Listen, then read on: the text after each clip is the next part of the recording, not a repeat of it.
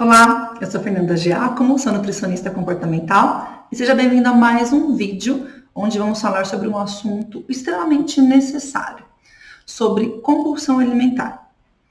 Sabia que a compulsão alimentar ela é só a pontinha do iceberg de outras questões que precisam também ser trabalhadas? Por que eu resolvi gravar esse vídeo? Porque, primeiro, para a gente aprender a identificar um pouquinho a diferença entre comer demais e compulsão alimentar. Hoje em dia, muito se fala de compulsão alimentar e vem muita gente me procurando, falando: Fernanda, eu tenho compulsão alimentar, eu preciso me tratar. E quando eu vou ver, não é uma compulsão alimentar, tá? Então, eu vou diferenciar essa questão aqui do que é comer excessivo, do que é compulsão alimentar aqui nesse vídeo, tá? E vou explicar para você também o porquê que ele é só a pontinha do iceberg. Mostrar o que está por trás disso e quais são as ações que a gente precisa fazer também para conseguir tratar. Na verdade, a compulsão ela é praticamente um sintoma, né, de outros probleminhas que a gente tem, tá? Então, antes de eu falar sobre isso, quero te convidar, se você ainda não é inscrito aqui no canal, para você se inscrever, tá? Se inscreve, ativa os sininhos das notificações para você ficar aí antenado quando eu postar vídeo novo. Toda quinta-feira de manhã eu posto os vídeos, tá? E aproveita também para me seguir nas minhas outras redes sociais. Bota Fernanda Giacomo tudo que eu vou aparecer lá, tá bom? Bom, vamos lá então. Qual que é a diferença entre o comer excessivo e o comer emocional? Comer emocional não, e a compulsão alimentar. Comer excessivo, gente, é quando você acaba comendo demais por alguma situação, tá? Pode ser porque tá muito gostoso, né? Pode ser porque você deu ali um momento de gula. Pode ser sim para trazer algum tipo de conforto, tá? Traz sim. Mas o que diferencia a questão da compulsão, que também tem o comer demais, também tem o comer por questões de um certo conforto, tá? A compulsão alimentar, as emoções e a forma como esse comer excessivo acontecem são diferentes, tá? A compulsão,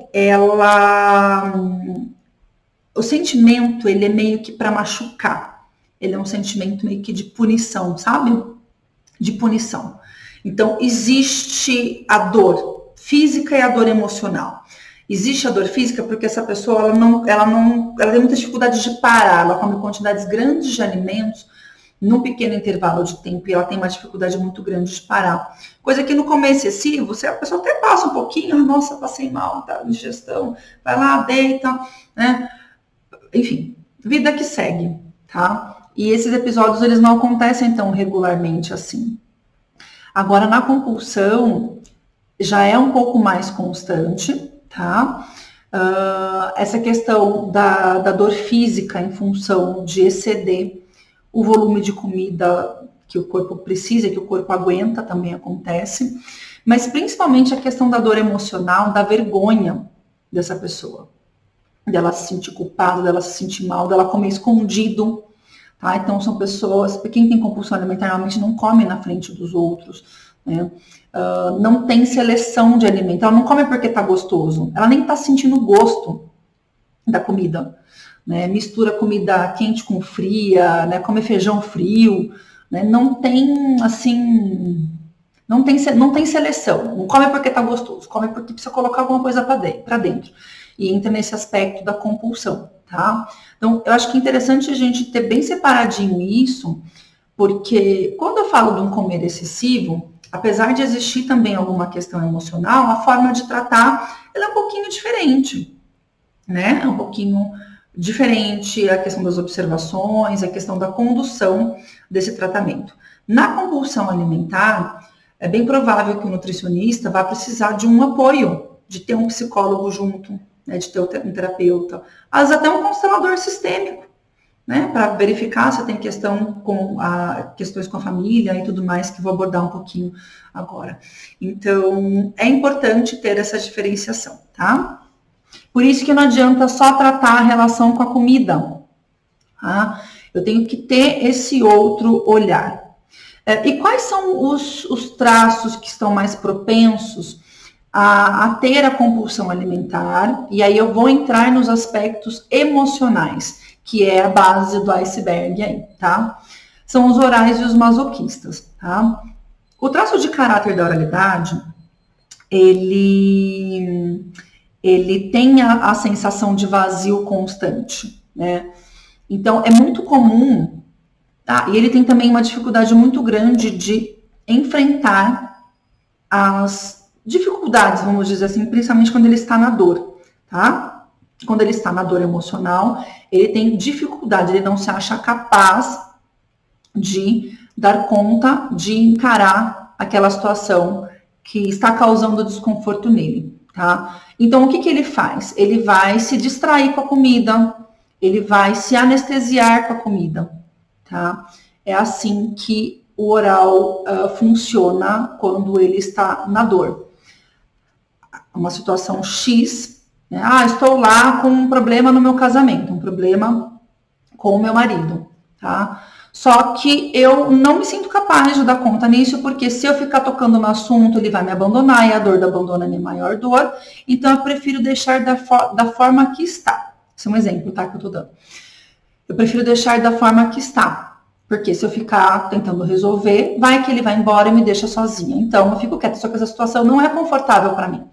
Então, toda vez que acontece uma situação, ou às vezes não é nem toda vez, às vezes o dia inteiro daquela pessoa está ruim em função desse relacionamento que não está saudável para ela, tá? Toda vez que ela se depara com uma situação onde ela vive essa dor, ela vive esse desconforto e tudo mais, ela vai fugir para a comida. Ela vai usar a comida como uma distração, até mesmo como um alívio. Aí depende do estágio, né?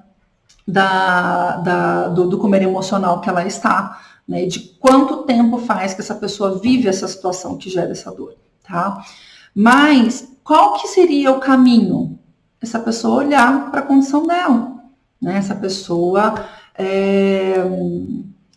desenvolver a coragem e compreender que essa dor do abandono que ela tem é uma dor que, lógico, faz parte do traço, porém é uma dor que foi desenvolvida quando ela era uma criança, tá? Uma criança que com certeza não tinha recursos suficientes para lidar com essas adversidades, mas que hoje ela é uma adulta. E que como adulta, hoje ela já tem recursos para lidar com essa situação. E que se realmente acontecer um divórcio, que ela tem condições sim de, lógico, vai sofrer, difícil, complicado, né, muda tudo, mas que ela tem condições sim de sobreviver, ela não vai morrer porque separou do marido. Diferente de um bebê, né, uma criança, que quando é abandonada pelos adultos que cuidam, é uma questão de vida ou morte. Para um adulto saudável, não é uma questão de vida ou morte. Então, ele tem condições de lidar com essa situação. Então, ajudar uma pessoa que tem esse mecanismo de usar o alimento como fuga, como distração, como preenchimento de vazio, é esse, trazer para a realidade. Qual que é o problema, qual que é a situação da vida que está causando esse sofrimento e quais são os recursos e as ações que tem que fazer para solucionar. Porque senão não adianta fazer dieta, não adianta só pausar talher para comer, só ficar olhando para o alimento, só degustando bonitinho, que são etapas importantes do comer consciente, tá? Mas se não for tratada essa questão da dor, não vai adiantar. Essa pessoa vai conseguir fazer isso até a página 10 e depois vai destrambalhar tudo de novo, tá? Fernanda, mas poxa vida, eu ainda não tenho coragem, eu não tenho ainda coragem de fazer isso, porque tá tudo muito bagunçado. Tudo bem, vamos por partes. Existem outras formas de você estar no seu recurso também, para te fortalecer e você conseguir lidar com as adversidades. Como que o oral ele entra no recurso? Fazendo coisas gostosas que deem prazer para ele, tendo momentos de descanso, conversando, tendo pessoas para conversar, para ser ouvida e para ouvir. Comer uma comida gostosa. Então, é importante para o oral preparar essa comida com cuidado, com delicadeza, né? Ser bem apresentado do que comer de qualquer jeito. Sabe, montar bonitinho no prato. O oral come com os olhos também, comer a comida que eles gostam. Comendo a comida que eles gostam, e, lógico, trabalhando essas outras questões, a necessidade de se comer em excesso vai sendo preenchida pela qualidade das ações que você está fazendo. Fazer massagem, dançar, ouvir música, tudo isso são ações que alimentam o moral, tá? Que é um dos traços que mais sofre com a compulsão alimentar, tá bom?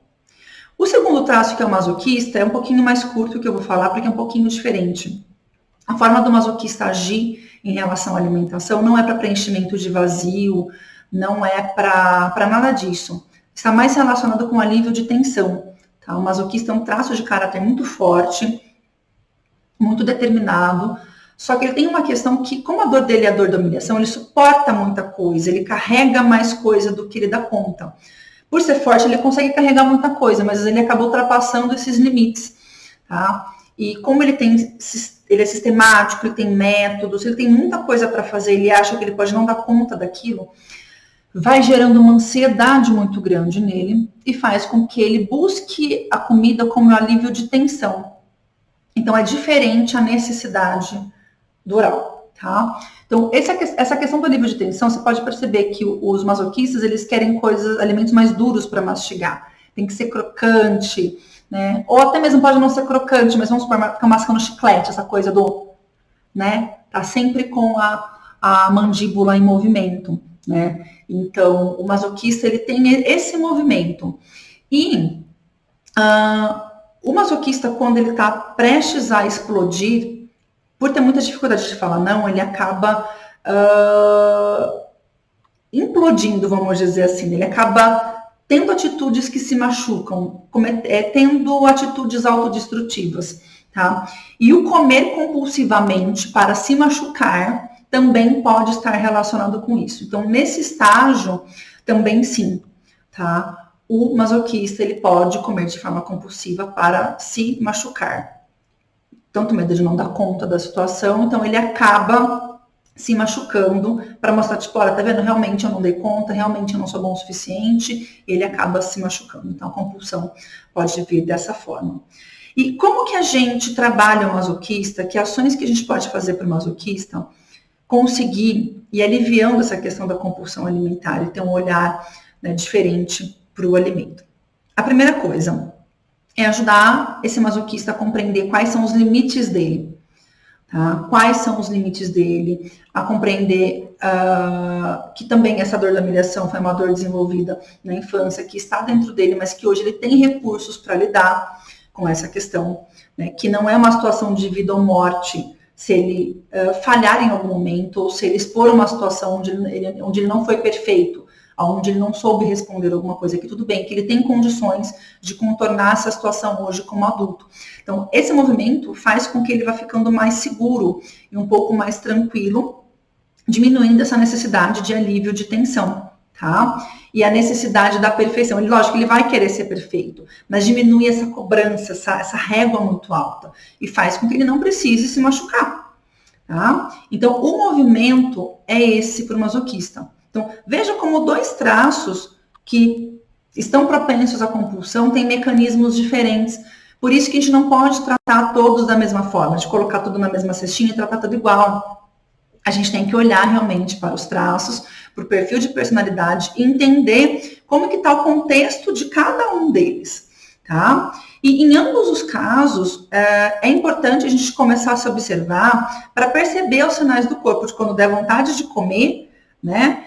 Quando parecer incontrolável essa vontade, para observar o que está acontecendo, por que eu estou com essa vontade, né? O que está acontecendo? Como é que está meu dia hoje? Eu, Fernanda, por exemplo, apesar de o masoquista não ser o meu maior traço, é o meu quarto traço, tem momentos que eu vejo que ele está super atacadinho, né? E eu percebo que são em situações que realmente eu tenho muitas coisas para fazer e prazos para entregar, que eu fico com vontade, sim, de mastigar. Então, hoje eu já aprendi a fazer essas perguntinhas para mim, né? Nossa, por que eu tô com essa vontade de mastigar, sendo que eu acabei de almoçar, né? Isso aqui tá me deixando ansiosa? Como é que funciona? E não quer nem dizer que eu não vá comer alguma coisa, mas por eu ter consciência, a forma de me alimentar é completamente diferente. Aí sim eu consigo aplicar os conceitos da alimentação consciente, que eu já tenho vídeo aqui falando sobre isso, tá? Então, é isso que eu queria passar para você hoje, essas diferenças aí entre o comer excessivo e a compulsão alimentar e como que cada traço de personalidade reage. Compreender que se eu quero realmente tratar a compulsão alimentar, eu tenho que estar disposto a colocar o dedo em algumas feridinhas aí importantes, que a gente vai ter que mexer em alguns assuntos, mas que se você estiver disposto realmente a se transformar, é algo que realmente vai valer a pena, tá bom? Espero que você tenha gostado do vídeo. Se gostou, compartilha com alguém que possa fazer sentido.